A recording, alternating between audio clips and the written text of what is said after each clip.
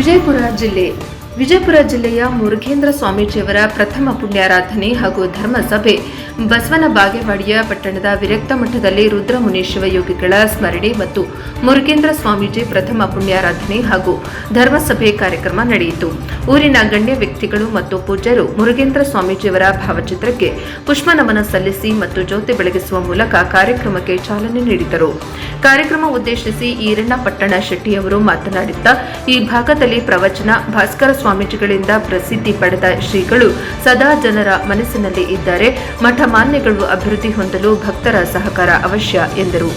ಸಮ್ಮುಖ ವಹಿಸಿದ್ದ ಬಾಗೇವಾಡಿಯ ಹಿರೇಮಠದ ಶಿವಪ್ರಕಾಶ ಶಿವಾಚಾರ್ಯ ಸ್ವಾಮೀಜಿ ಮಾತನಾಡಿ, ಮುರುಘೇಂದ್ರ ಸ್ವಾಮೀಜಿ ಎಲ್ಲರನ್ನ ಪ್ರೀತಿಸುವಂತವರು ಆಗಿದ್ದರು.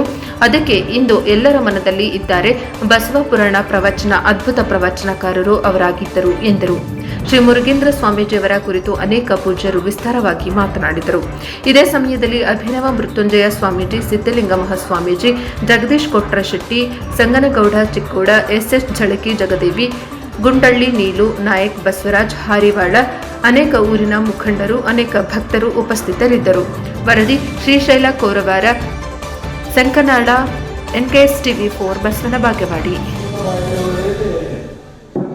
ಪ್ರವಚನ ಹೆಂಗಿತ್ತಂದ್ರೆ ಪ್ರತಿಯೊಬ್ಬ ತಾಯಂದಿರು 5 ನಿಮಿಷ ಬರ್ತಾರಂತ ಒಂದು ವಿಚಾರದಲ್ಲಿರುವಂತ ಒಂದು ಪ್ರವಚನವನ್ನು 20 ವರ್ಷಗಳವರೆಗೆ ಬಸವನ ಬಾಗೇವಾಡಿಯಲ್ಲಿ ತಾವೇ ಪ್ರವಚನವನ್ನು ಹೇಳಿದರು.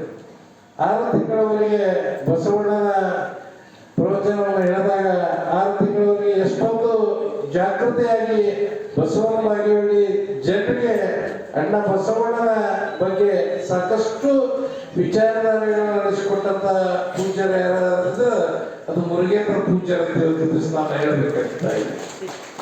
ಆಮೇಲೆ ನಮ್ಮ ಭವನೆಯನ್ನ ದೂರ ಮಾಡೋದಕ್ಕಾಗಿ ಪುಣ್ಯ ಸ್ಮರಣೆಯನ್ನ ಮಾಡುವಂತ ಅವ್ರು ನೆನೆಯುವಂತ ಈಗ ನಿಮ್ಗೆಲ್ಲರಿಗೆ ಕಾರ್ ಗಾಡಿ ಅಂತ ತಿಳ್ಕೊಂಡ್ರಿ. ಕಾರ್ ಗಾಡಿ ಒಳಗೆ ಹೋಗ್ಬೇಕಾದ್ರೆ ಕಾರ್ ಗಾಡಿ ಡ್ರೈವಿಂಗ್ ಸೀಟ್ ಮುಂದೆ ಕೂತವ್ರು ಗೊತ್ತಾಗತ್ತಿ. ಕಾರ್ ಗಾಡಿ ಮುಂದೆ ಒಂದು ದೊಡ್ಡ ಗ್ಲಾಸ್ ಹಾಕಿರ್ತಾರೆ. ದೊಡ್ಡ ಗ್ಲಾಸ್ ಅದಕ್ಕೆ ಹಾಕ್ಯಾರ, ದೊಡ್ಡ ಗ್ಲಾಸ್ ಮುಂದಿನ ರೋಡ್ ನೋಡೋದಕ್ಕೆ ಹಾಕ್ಯಾರ.